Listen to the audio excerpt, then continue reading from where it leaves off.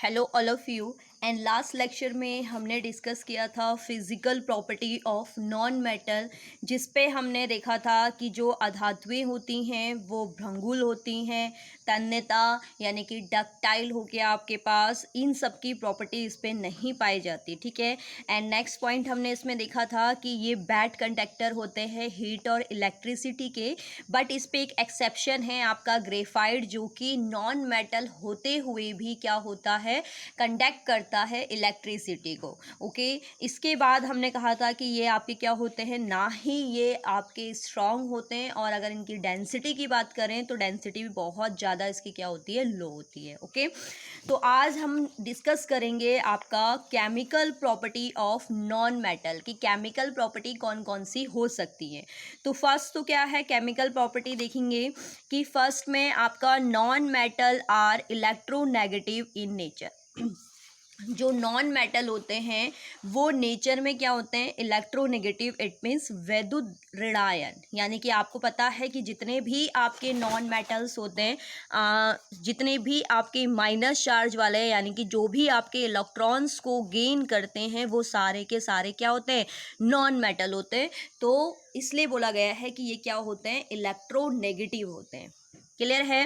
Next point है action with oxygen. Action with oxygen यानी कि ऑक्सीजन से जब ये रिएक्शन करेंगे तो देखिए जितने भी आपके मेटल्स हैं तो इसमें अलग अलग आपके आप शो करेंगे।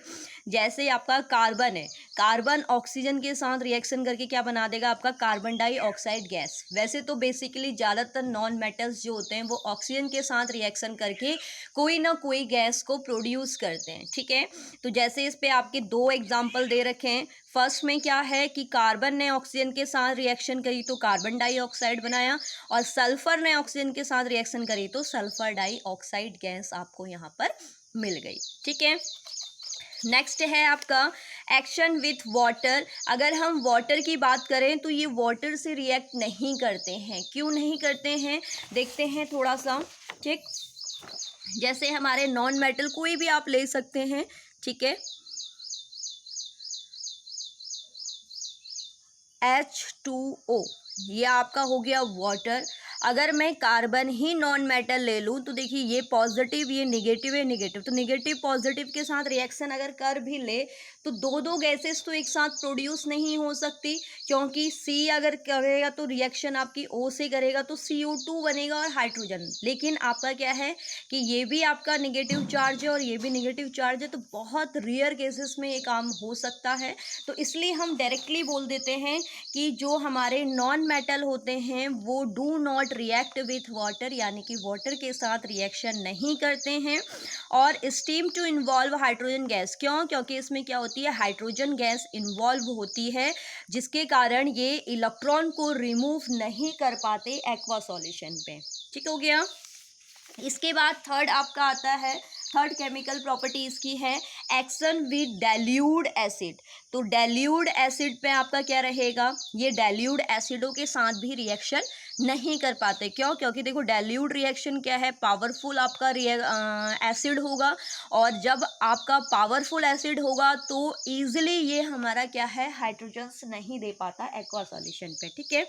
जैसे डेफिनेशन है, non-metal do not react with dilute acid. It is because non-metals themselves are acceptor of electrons and therefore they do not give electron to reduce the H plus ion of an acid to hydrogen gas. It means कि ये आपके क्या होते हैं, H plus ions आपके remove नहीं कर पाते एक्वा सॉल्यूशन पे। ठीक हो गया। नेक्स्ट है एक्शन विथ क्लोरीन। क्लोरीन के साथ की अगर हम बात करें तो क्लोरीन क्या होता है, सिंपली आपके जो नॉन मेटल्स होते हैं वो नॉन मेटल्स क्लोरीन के साथ रिएक्शन करके आपका क्या होते हैं, सहसंयोजित यौगिक बना देते हैं। इट मीन्स हम कह सकते हैं कि एक कंपाउंड फॉर्म कर देते हैं, और ये कंपाउंड क्या होता है, वेपर फॉर्म में होता है, वो भी आपका गैस या लिक्विड फॉर्म में। ओके। देखते हैं क्या है। Non metal react with chlorine to form chloride, यानी कि नॉन मेटल अगर क्लोरीन से रिएक्शन करेगा तो क्लोराइड बनाएगा। These are associated which are usually volatile liquid और गैसेस। तो वॉलेटाइल मतलब वाष्पशील, तो जो सामान्यतः वाष्पशील गैस या द्रव्य होंगी, ठीक है ना। तो ये थी आपकी chemical property of non metal. And next lecture में हम 2-3 आपके रिडक्शन से रिलेटेड टॉपिक्स पढ़ेंगे, जैसे रोस्टिंग हो गया, रिडक्शन हो गया, ऑक्सीडेशन हो गया। ओके, तब तक के लिए आप नेक्स्ट वीडियो का वेट कीजिए, और अगर आपको ये लेक्चर्स पसंद आ रहे हैं तो आप इनको ज़्यादा से ज़्यादा लाइक एंड ज़्यादा से ज़्यादा शेयर कीजिए। ओके।